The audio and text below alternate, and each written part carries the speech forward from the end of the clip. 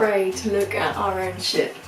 Well, so I decided to come up with this video because I've been seeing some clients recently, and what I have noticed is that when it comes to asking about their stool, I get quite a quick response, and it's normally, oh, it's normal, like it's normal, yeah. And I say, oh, you know, how's your bowel movements? The regular, yeah, regular.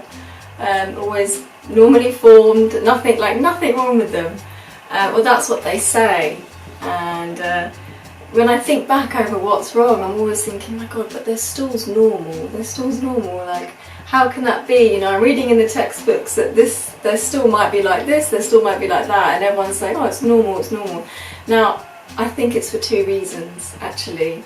And this came up because I was learning about digestion, basically. And in Ayurveda, basically, there are two types of digestion. Well, there's loads of digestions happening in all different areas of the body, but fundamentally there is physical digestion.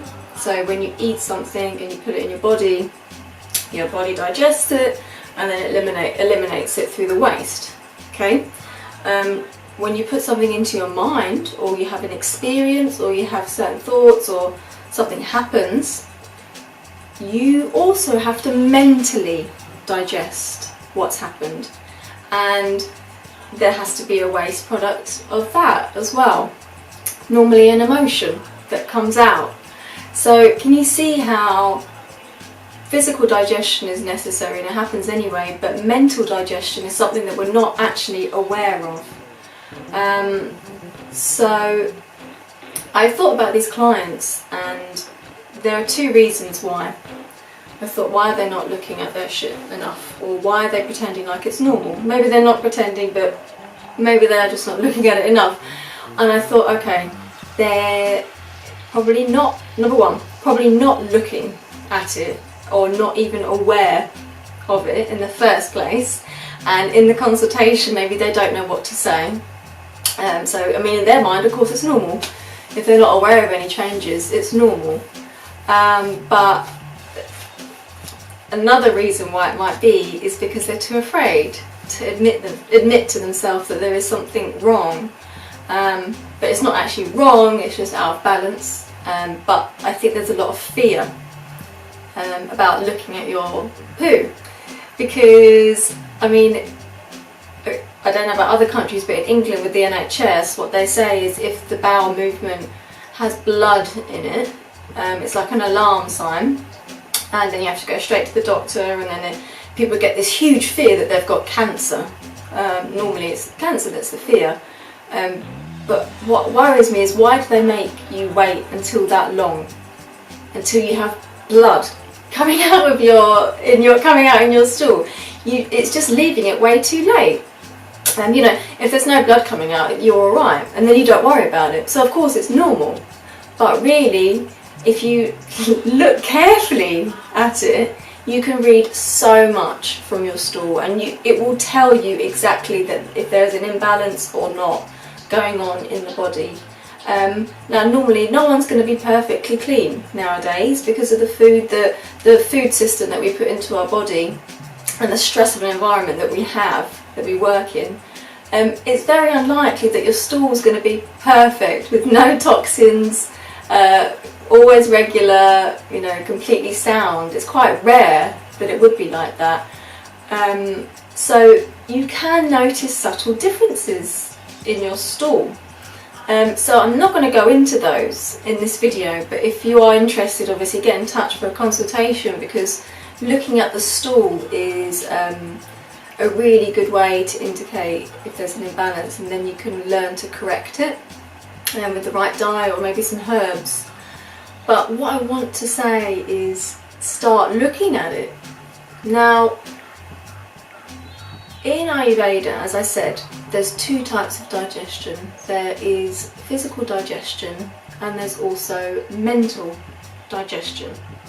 Okay, so in our cells we have an Agni, which is a fire. Okay, and this fire is able to digest emotions. So I have spoken about this in another video, but I will say it again. Your thoughts, basically, and your emotions and your experiences are all stored in your body, okay, in the physical matter.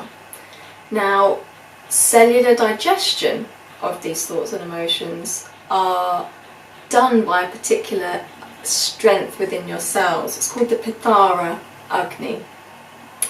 If this Agni is not strong enough, it's like the cell says, oh, I remember that experience. No, I don't want to deal with it.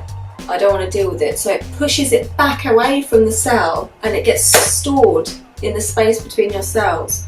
And then that could lead to like joint pain or muscle pain or some sort of injury, okay? Because these thoughts, they crystallize, like the energy of them, they crystallize. But if you bring the thought to the awareness, it strengthens the Pithara Agni, and that is able to digest the actual thought and experience.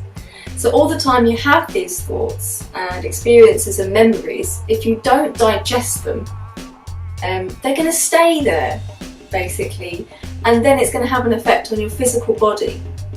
And this is literally the mind-body connection. This is why I love Ayurveda so much, because I can see like the Western science model is slowly going that direction. They're trying to figure out this mind-body connection and find scientific proof, but it's in the texts of Ayurveda already.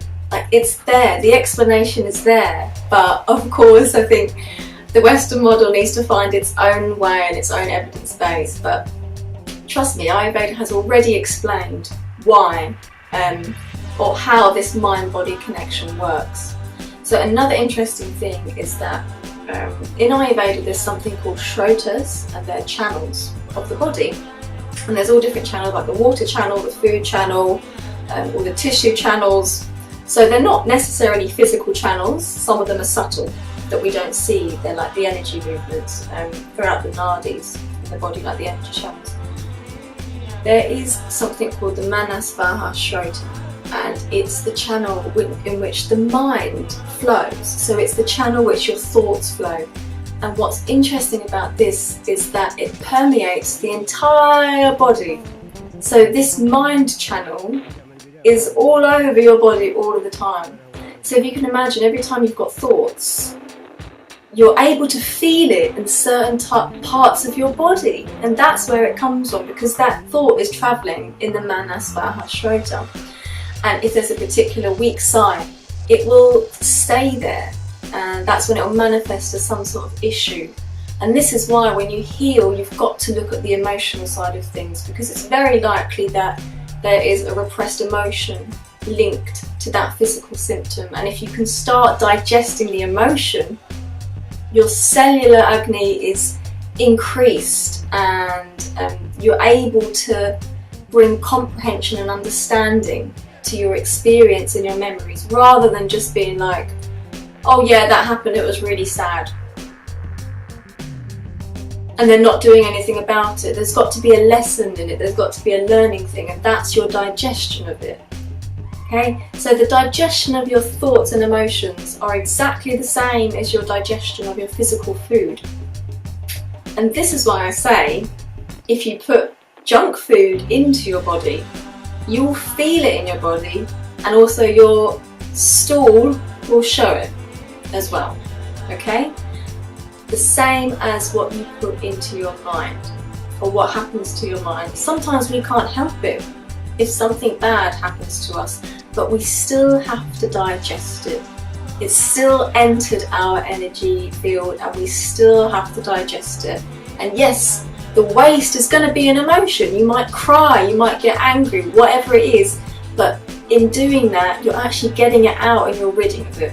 Okay, if you keep it inside, it's like not going to the toilet and not letting out that waste. There's got to be a digestion of your emotions. So what I found really interesting about people that don't want to look at their own shit is that, are they not looking at their own shit as well mentally? Okay, are we brushing things off, pretending like everything's normal because we're scared? Are we scared to look at our emotions? Are we scared to understand what's happening in our body? Most likely, yes. So what I want to say is I want to encourage you to start looking at your own shit, physically, but also mentally as well, because it's really important to digest this.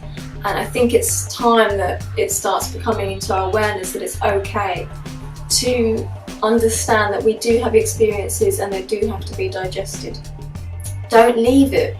Don't let it build up in your body. Don't let it build up in your mind. Unfortunately, we're in a model in the Western world where you've got to wait until it gets really bad for anything to be done.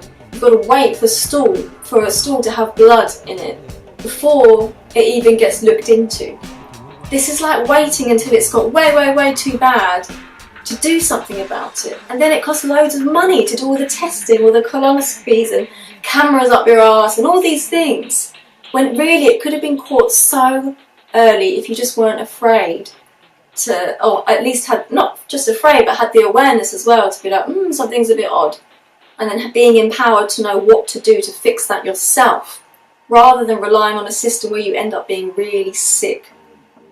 The same as the mental health. Like when you're at work, why do we have to wait for a meltdown in order for something to be done?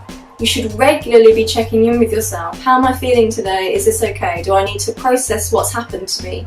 Don't just keep going to work and pretend like everything's fine all the time, because you're building that up in your body and then your mind and your body cannot take it anymore and they break down. So don't wait for this breakdown to happen, because then actually it becomes really difficult to treat things. Okay, not impossible, but more difficult. You've got to regularly catch these things early.